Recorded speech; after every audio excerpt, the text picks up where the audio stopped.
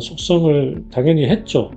예전에 프리사이즈가 나오기 전에는 했고, 그 전에 ISKD 할 때는 ISKD를 했고, ISKD가 그렇게 물론 저한테 받은 분들 다 잘 문제없이 다 끝났지만, 그 과정에서 저는 ISKD도 이거는 좀 계속 쓰기에는 좀 좋지가 않다라고 판단을 하고, ISKD는 제가 리콜이 되기 전에 제가 스스로 중단을 했어요. ISKD 도저히 안 되겠다.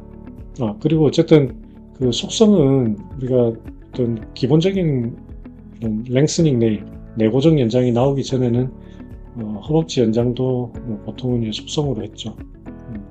근데 어쨌든 간에 프리사이즈가 나오고 나서 기존 속성하고 비교를 했을 때, 그러니까 프리사이즈라고 하는 이런 좋은 결과를 보여주는 제품이 나오기 전에는, 그때는 그 시대를 사는 거잖아요.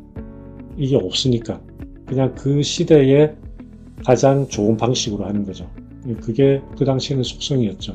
근데 허벅지는 종아리와 다르게 외고정을 쓰면 합행증의 리스크가 상대적으로 높아요. 무릎 굽음도 많이 나타나고, 또 그 내고정과 핀 사이의 간격도 좁기 때문에 감염에 대한 리스크도 올라가고, 그래서 여러 가지로 안 좋습니다. 안 좋지만 어쩔 수 없이 하는 거죠. 해야 되는 경우에. 그렇지만 프리사이즈가 나오기 전에는 저는 그 미용적 목적으로는 허벅지에 속성을 안 했어요. 그 당시에도. 질병, 어떤 하지부동이나 이런 꼭 치료적으로 필요한 사람들한테는 어쩔 수 없이 허벅지를 해야 되는데 방법이 그거밖에 없으니까 속성으로 하는 거죠. 그렇지만 이거는 미용적으로는 적절치 않다.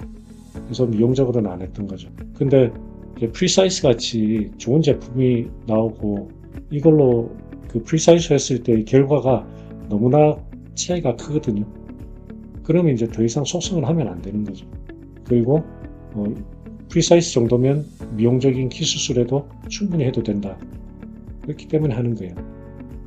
그래서 여러분들이 제가 속성을 안 한다 해서 제가 속성을 못하냐, 속성이든 외고정이든 저만큼 하는 사람 나와보라고 하세요. 이제 제가 더 이상 안 하는 거에는 그만한 이유가 있는 거예요. 요즘에도 보면은 제가 속성을 안 해주니까 속성을 엄한데 이렇게 해서 해가지고 합병증이 생겨서 오시는 분들이 계세요. 제가 참 그런 거 보면 마음이 안타깝습니다.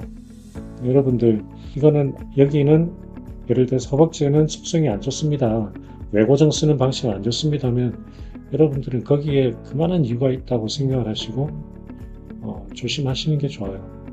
안 하시는 게 좋아요.